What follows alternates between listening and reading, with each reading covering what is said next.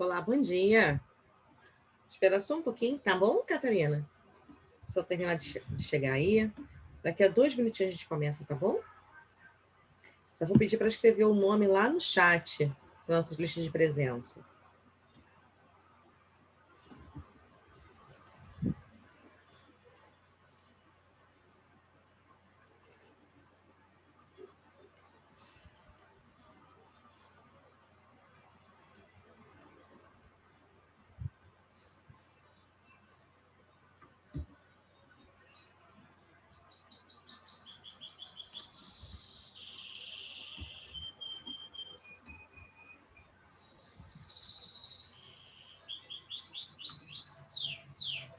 Então, vamos lá, vamos começar? Bom dia. Vamos para mais um encontro, né? Nós vamos dar sequência ao que a gente estava conversando na segunda-feira, tá? A gente falou sobre combinatória, análise combinatória, né? Numa forma geral. E agora a gente entrou em progressões e a gente vai dar sequência agora a esse assunto, tá? No slide de semana de terça-feira, a gente falou um pouquinho sobre lei de formação. Opa. Falou um pouquinho sobre lei de formação, tá? Falou um pouquinho das propriedades dos termos, a gente está vendo uns pedacinhos em relação a PA, né? Que é a progressão aritmética. E vamos ver agora a questão da recorrência, tá?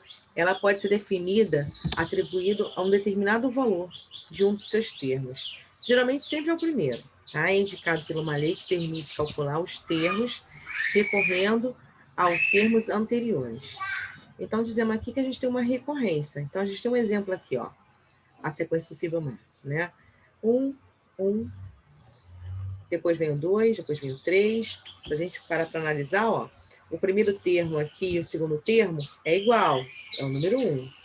O terceiro termo vai ser a soma do segundo, que é o anterior, com a soma do primeiro. Então, 1 mais 1 dá 2, está aqui, ó. Na quarta posição, vai ser a soma do terceiro com a soma do segundo, ou seja, 2 mais 1, 3. Seja bem-vinda, Emanuele. E assim vai ser feito, tá? Então, essa é a recorrência lá. Pela lei de formação. Então, pela lei de formação, eu tenho o A1 vai ser igual a 2, que é igual a 1. O AN mais 2 vai ser o anterior mais o anterior, tá bom? Tudo isso onde o N, ele pertence aos números naturais. Tá? Então, aqui não tem o número negativo. O termo geral, a gente está falando de progressões, tá, Manoel? Você que chegou agora. A gente está recordando aí alguns conceitos. O termo geral de uma sequência permite determinar qualquer elemento AN, tá, da sequência. Então, nós temos a sua posição N na sequência. Por exemplo, a sequência cujo termo geral, o AN, é igual a 2N menos 1 dividido por 4. Então, podemos calcular o termo centésimo, tá? Substituindo o N por 100, essa posição. Então, quem seria o N aqui? Seria um valor de 100. Então, ó, 2 vezes N, ou seja, 2 vezes 100 menos 1, dividido por 4. Fazendo as contas aqui, eu acho a posição do centésimo termo, que nesse caso aqui, 199 dividido por 4. Então, muitas vezes é possível determinar o termo geral de uma sequência observando um padrão, tá? Que são obtidos. Então, nós temos aqui uma sequência infinita. 4, 7, 10, 13. Para a gente ver a relação entre eles, então vamos ver aqui, ó. Para N é igual a 1. Então, o primeiro termo, que é esse carinha aqui, o valor dele é 4. Ok? Seria 3 vezes 1 mais 1, que vai dar 4. O segundo termo, que é esse carinha aqui, ó, é o segundo termo. O valor do segundo termo é 7. Como chegou a esse resultado? 3 vezes 2 mais 1, que deu 7. E assim é feito essa sequência, tá? Então, o N ele pertence aos números naturais, como eu falei, onde a gente tem os termos aqui de N igual a 3n mais 1. Tá bom? Para achar esses valores aqui. Portanto, é possível determinar a formação de uma sequência. Por exemplo, 4, 7, 11, 13. Eu posso descobrir quem é o n termos, tá? Através desse pensamento aí. Então, aqui o n termo vai ser 3n mais 1, aonde o n pertence a íons naturais, tá? Admitindo a diferença entre dois termos consecutivos. Consecutivos é um após o outro. Progressão aritmética. Eu tenho um probleminha aqui. Ó. 1º de janeiro, Maria replantou uma muda que estava com 6 centímetros de altura. Para estudar o crescimento, ela mediu e anotou a altura dessa planta. Primeiro dos 6 meses seguintes. Então, aqui no quadro eu tenho os meses, janeiro a junho, que são os 6 meses dela, e a altura, ela foi medindo. Foi observado que as alturas registradas a cada mês percebeu que cresceu 1,8 centímetro por mês. Então, como que ela chegou a essa conclusão? Olha só, daqui para cá, se pegar 6, somar com 1,8, dá 7,8. Se eu pegar 7,8 somar com 1,8, eu tenho 9,6. E assim por em diante. Então, a razãozinha aqui, ó, é justamente 1,8. Então, essa sequência aqui é um modelo não, é um exemplo de uma progressão aritmética, tá? O que é uma progressão aritmética? É uma sequência numérica em cada termo, a partir do segundo, obtendo uma adição do anterior com uma constante, que a gente vai chamar de R. Esse R é a razão da progressão. Então, vamos ter aqui outros exemplos, tá? A sequência dos números naturais ímpares menores que 10. Então, tem aqui uma sequência finita, tá? Quem são esses números aí? 1, 3, 5, 7, 9. A razão aqui vai ser de 2, não é? De 1 mais 2, 3, 2, 3 mais 2, 5. 5 mais 2, 7. 7 mais 2, 9. Então, a razão aqui é 2, tá?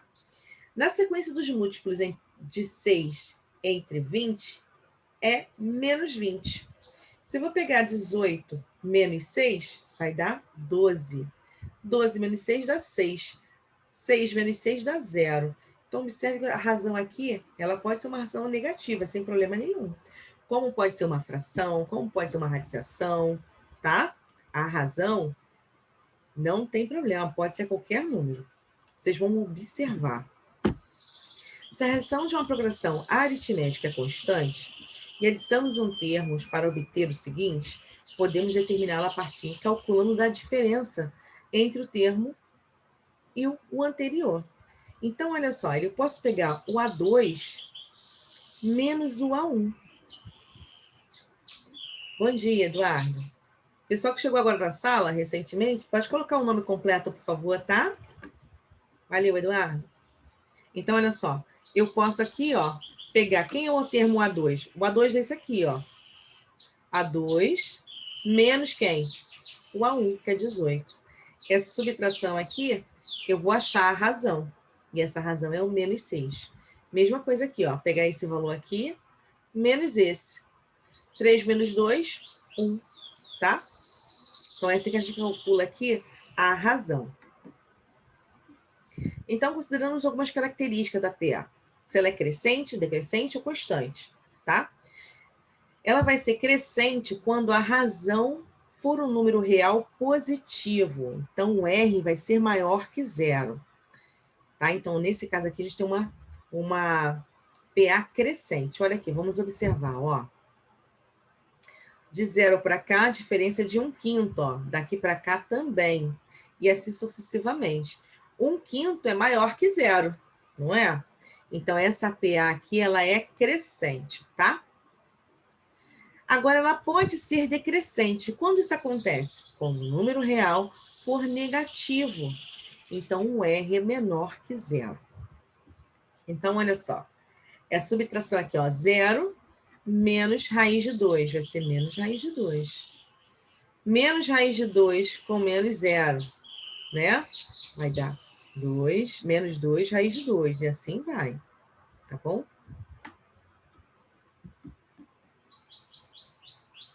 Quando ela é constante, gente? Quando o R for igual a zero. Olha aqui, ó. Menos 5 com menos 5, né? Menos esse termo aqui, menos esse. Vai dar zero. A mesma coisa aqui, ó. Vai ser sempre constante. Vamos encontrar agora, para obter o termo qualquer de uma progressão aritmética, tá? Apenas com o primeiro termo e a razão. Então, eu tenho duas informações aqui. Somente o primeiro termo e a razão.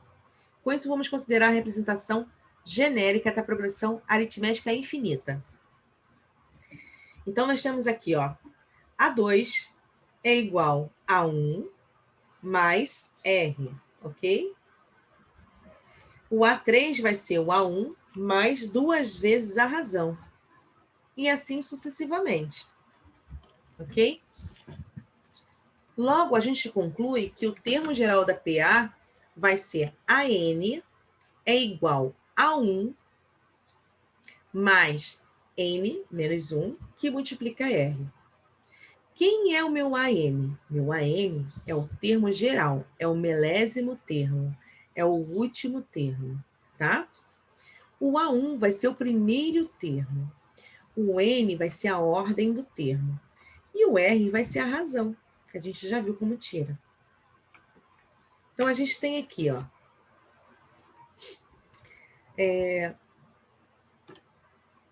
Temos esse exemplo aqui, de PA.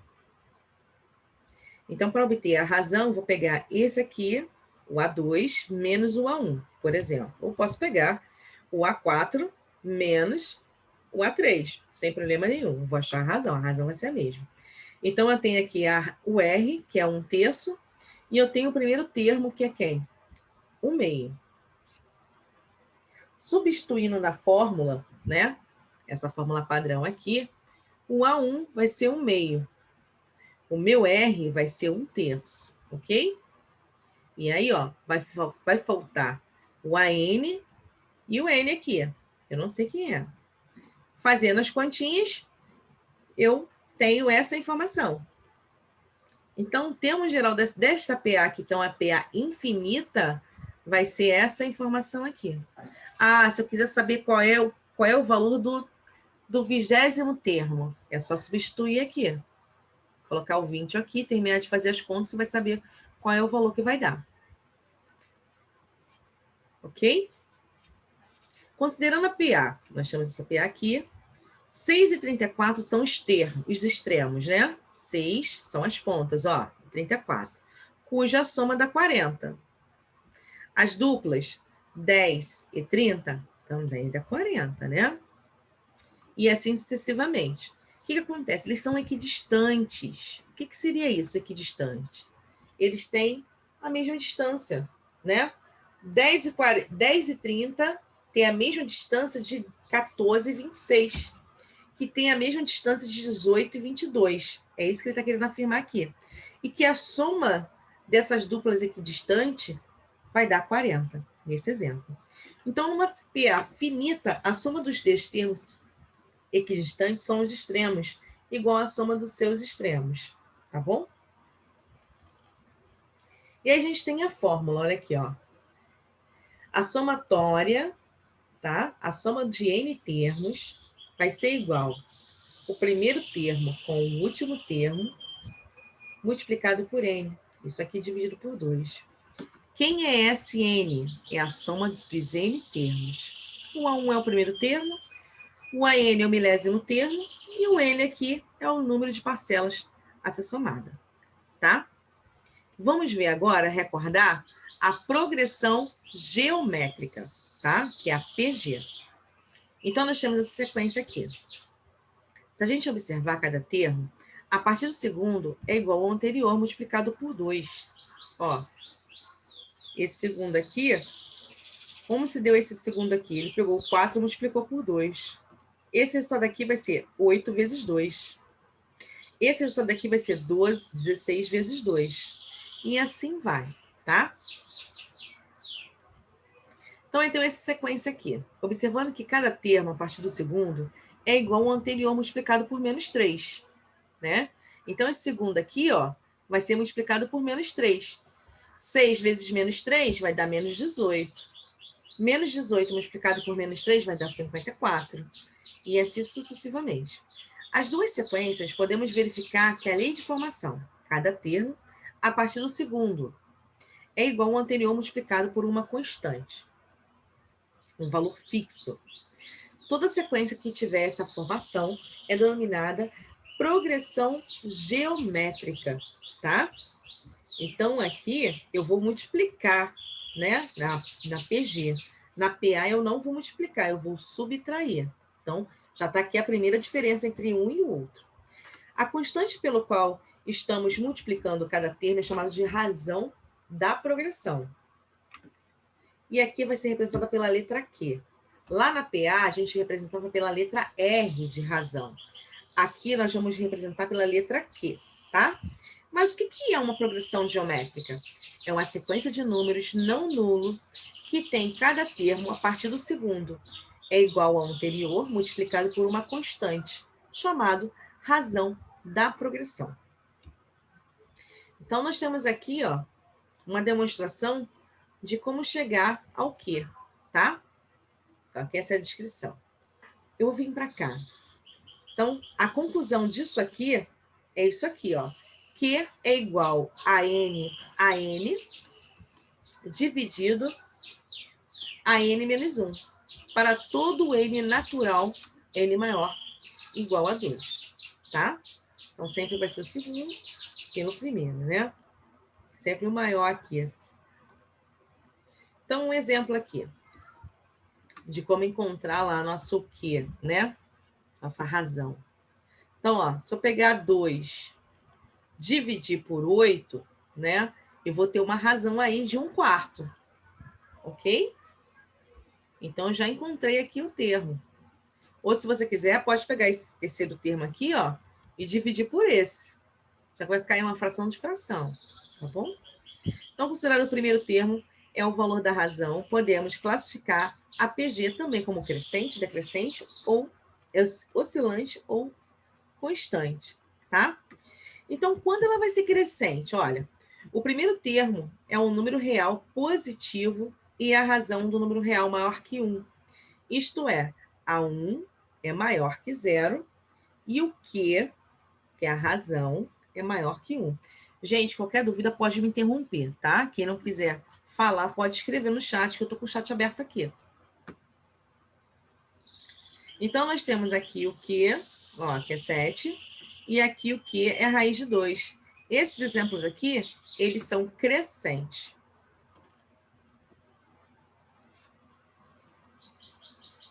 Quando for decrescente, tá? Quando for decrescente, o primeiro termo de um número real positivo e a razão do número real está entre 0 e 1. Então, o A1 ele é maior que 0 e o Q ele vai ser maior que 0 e menor que 1. Olha aqui, ó. Essa razão aqui é 1/3. Essa outra razão aqui é 0,5. Eles atendem essa lei de formação aqui em cima, tá? Então, quando se tem esse tipo de situação, ela é decrescente. E quando ele é oscilante, né?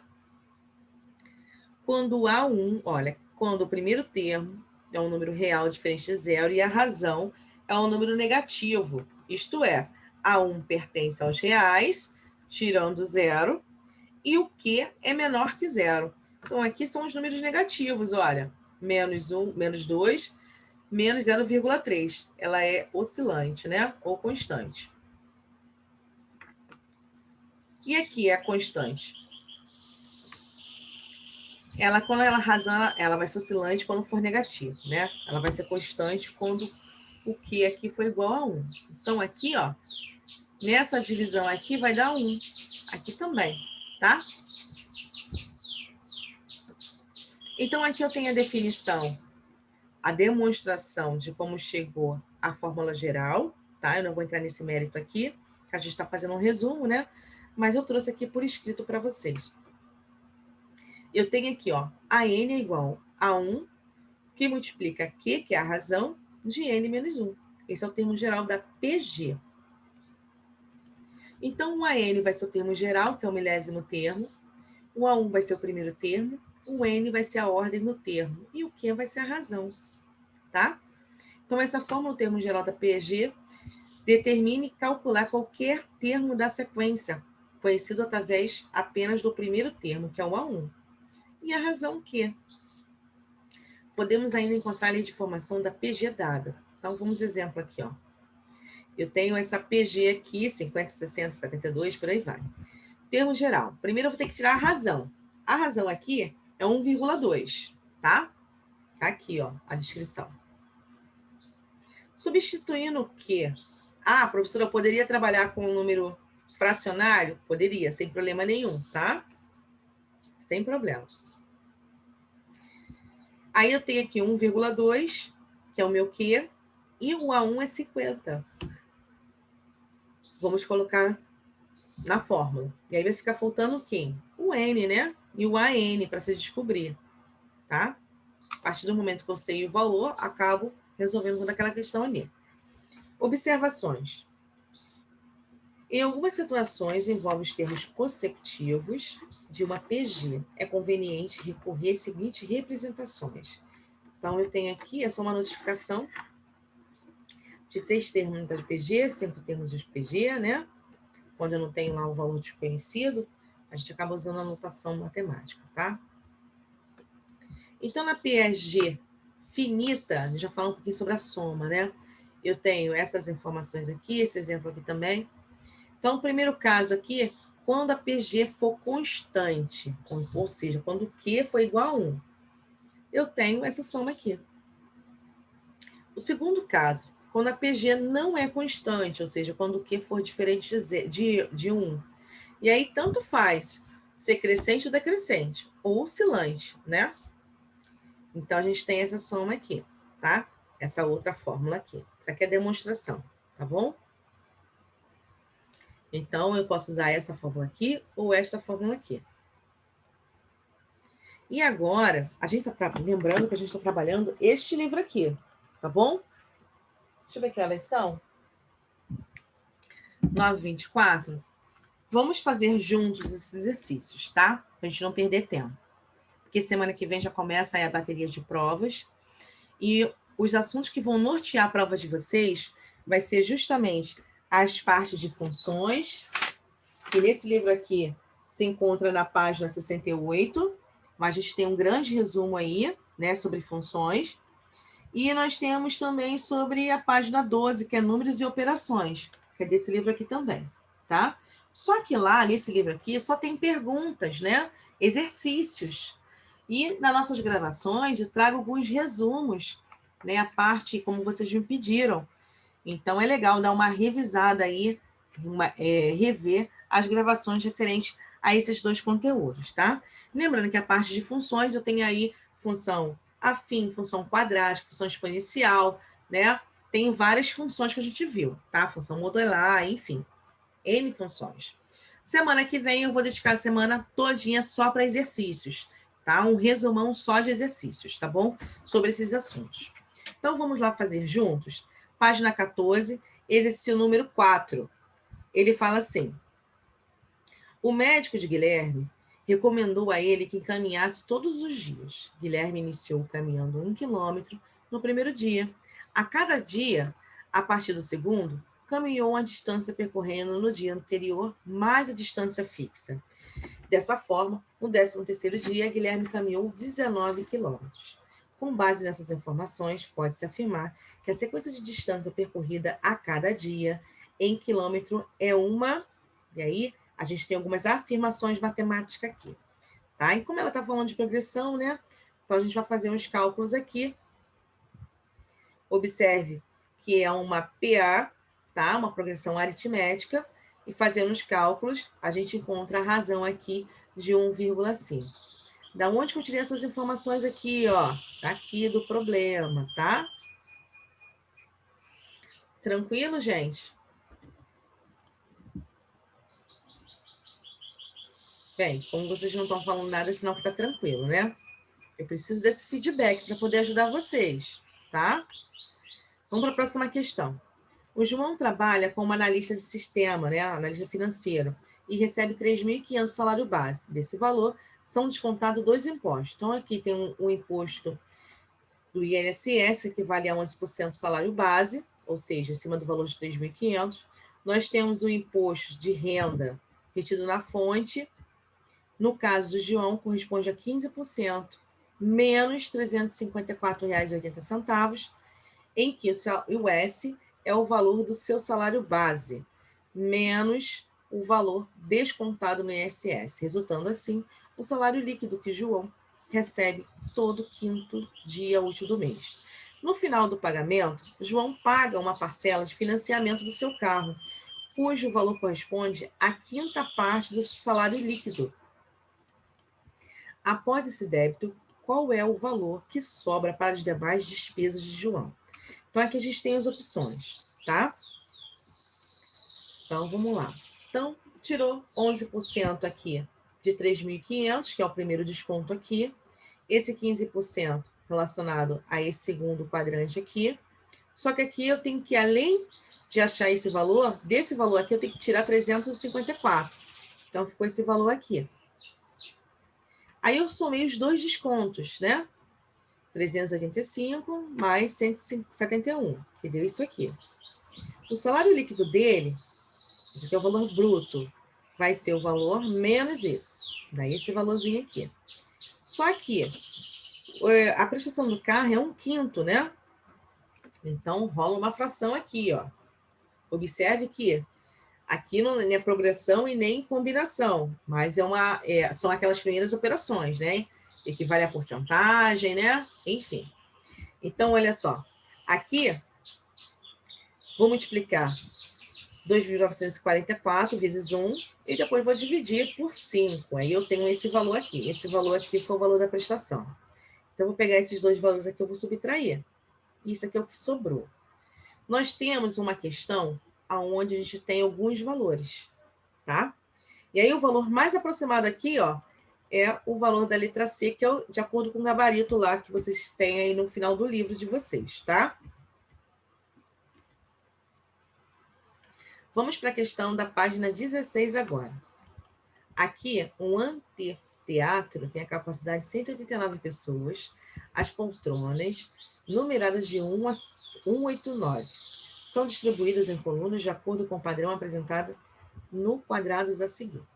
Então, eu tenho aqui, né, o formato do teatro, vamos dizer assim, a distribuição de cadeiras, né? Então, ele quer saber, dessa forma, em qual coluna está a poltrona de 120, tá?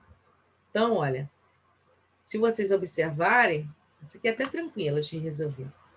Ó, aqui nessa fileira aqui, ó, 18, 19, 20. Observe onde está o 10 e o 20. Então, o 30 vai cair aqui.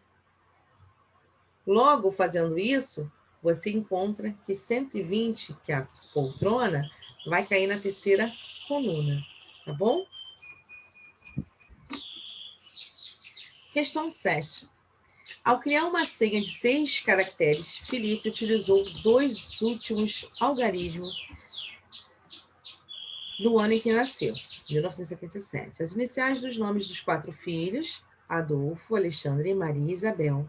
E após escolher esses caracteres, criou uma regra para definir a ordem que eles apareceriam.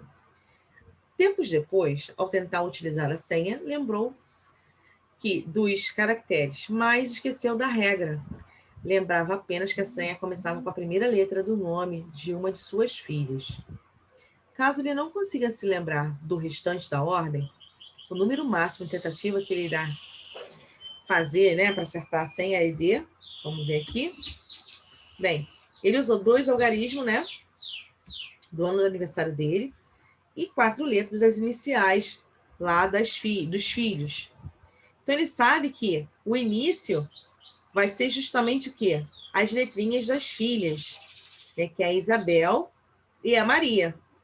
Então, aqui a gente tem a permutação, ok? N, e aqui, ó, vai ser os termos que estão se repetindo. Então, eu tenho 5, 1, 2, 3, 4, 5, ok?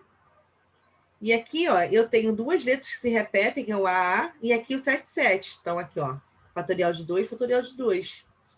Fazendo o cálculo disso aqui, dá 30. Só que eu tenho duas possibilidades, né? Que pode começar com I e com M. Então, eu multiplico por 2, que dá 60, tá? Questão número 8. Durante a aula, o professor Paulo escreveu na lousa uma sequência numérica de 30 números pares naturais consecutivos, começando com 8, com o intuito de fazer os seus alunos praticar os conceitos aprendidos nas aulas anteriores. O professor pediu que a eles determinassem um valor de correspondência à metade da média aritmética dos termos da tal sequência. Qual das seguintes alternativas corresponde ao valor dos alunos deveriam terminar?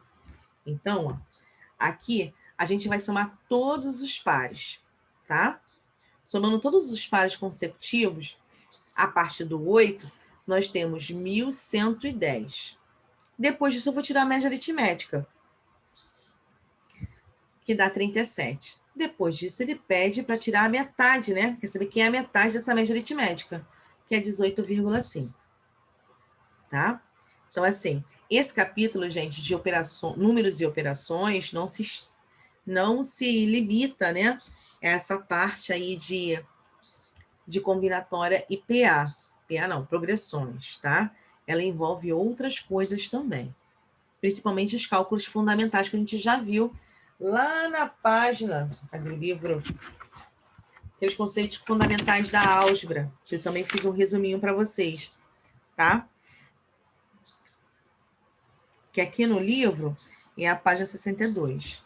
Então, os assuntos, eles se encaixam, tá bom? Na questão número 9, determina a sequência da etapa. Então, a gente tem aqui os triângulos, né? Seguindo esse padrão, quantos triângulos brancos haverá na etapa 7? Então, ó, aqui a gente vai usar o quê? Progressão geométrica, né? Então, nós temos aqui no A1, 3 arestas, né? 1, 2, 3. Meu A7 é o que eu quero descobrir.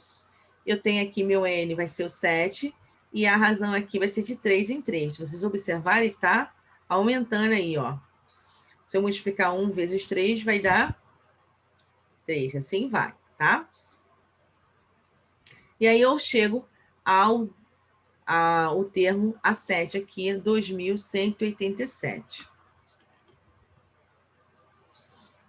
Vamos para a questão da página 18, questão 11. Um palestrante, a certa altura da sua fala, dividiu os ouvintes em 22 pessoas cada um.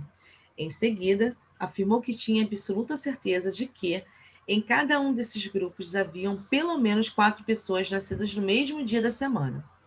Ao analisar a afirmação do palestrante, concluímos que aí a gente tem algumas sentenças matemáticas, algumas afirmações, e a gente tem só que analisar essas afirmações. Então, a letra A. É verdadeira sentença, é uma sentença verdadeira, pois 22 é igual a 7 vezes 3, que dá 21, mais 1, que dá 22, ou seja, 22 é igual a 22. É sentença falsa, pois 7 vezes 4 mais 1 é igual a 29. Seria uma sentença verdadeira, caso trocasse a expressão pelo menos por no máximo. É sentença falsa, pois não há um cálculo que possa comprová-la. E é uma sentença falsa, pois as 22 pessoas poderiam fazer aniversário no mesmo dia, né? Então, aqui envolve um pouquinho de lógica, tá? E aqui a nossa resposta é a nossa letra A. Senhores, alguma dúvida do que foi colocado hoje em relação ao nosso capítulo? Sobre o assunto que vai ser decorrido na prova? Vocês têm alguma pergunta a fazer? Vamos aproveitar esse momento aí para tirar alguma dúvida ou fazer alguma colocação. Catarina está dizendo que não. Ok. Mais alguém quer se posicionar? Emanuele, Bruno, Eduardo. Não, ninguém quer falar nada? Então, a gente vai se encontrar no nosso próximo encontro, na segunda-feira, tá? Vai ser uma semana dedicada só a exercícios. Então, não faltem, tá, gente? Então, quem não colocou o nome, coloca o nome no chat, por favor. Eu acho que era só você, Bruno, que estava faltando. Tá? Encontro vocês na segunda-feira, tá? Então, um beijo para vocês, bom final de semana e, acima de tudo, se cuidem, tá? Tchau, gente!